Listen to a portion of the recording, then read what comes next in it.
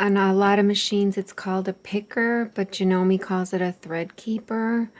And if you notice, it should be at a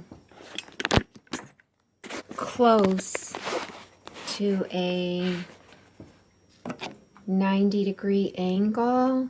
In other words, let me see if I could steady this. You don't want this to be out more. And if it's not tilted close to 90 degrees, your thread will, slide out. It'll, and then you'll lose it. The top won't connect with the bottom, and so on when you start stitching. So your thread will be pulled out, or the needle, or what have you, or it just won't pick up. So, and I'll show you kind of what I mean by that. You could see when I just press start to start stitching the design, this will push in so that it can make its tie on. So press start, get the warning, and just press start. See how it pushed in? See, I don't know if you saw how it pushed in while it was making its tie on. Of course, mine's not catching because I have nothing on here, but mine catches really good now.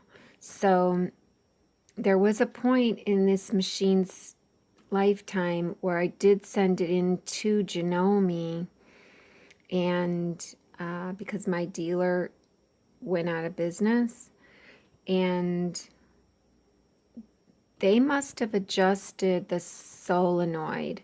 So they must have adjusted that because it works so good now.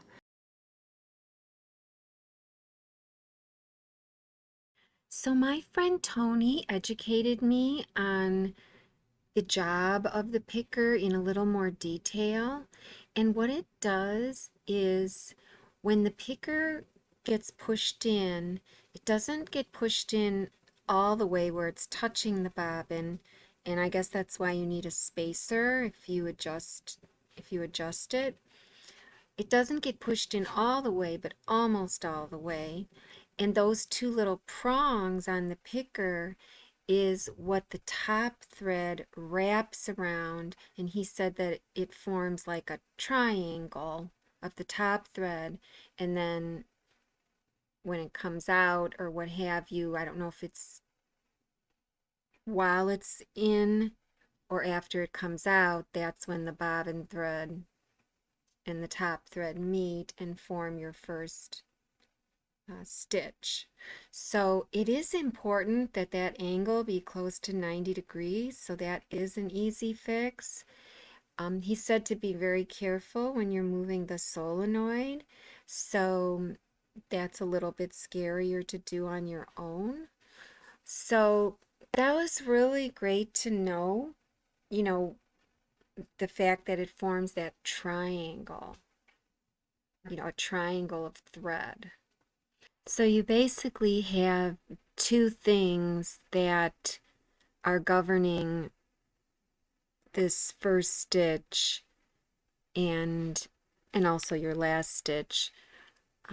Those two things being the angle of the picker, and then also the distance that the picker is from the bobbin assembly. And that distance is what is governed by the solenoid, from what Tony said. The solenoid adjusts like the gap, between the picker and the bobbin case. So that's why I guess you need a spacer when you're adjusting the solenoid. And you actually need two spacers. You need one inside the bobbin case, and then you need the other one on the outside where the solenoid is. So that was really interesting to learn all of that, and maybe this will help somebody try and figure it out. Maybe if you're good enough with all of this, you could do this on your own. I mean, you can at least adjust the angle of the picker on your own. That's the easy part, because it's just a screw on the side and you try to get it, close to 90 degrees. And all you have to do is take off the plate and the side plate of that arm, the side covering of the arm, to get to that screw. All right then. Good luck, and we'll see you next time.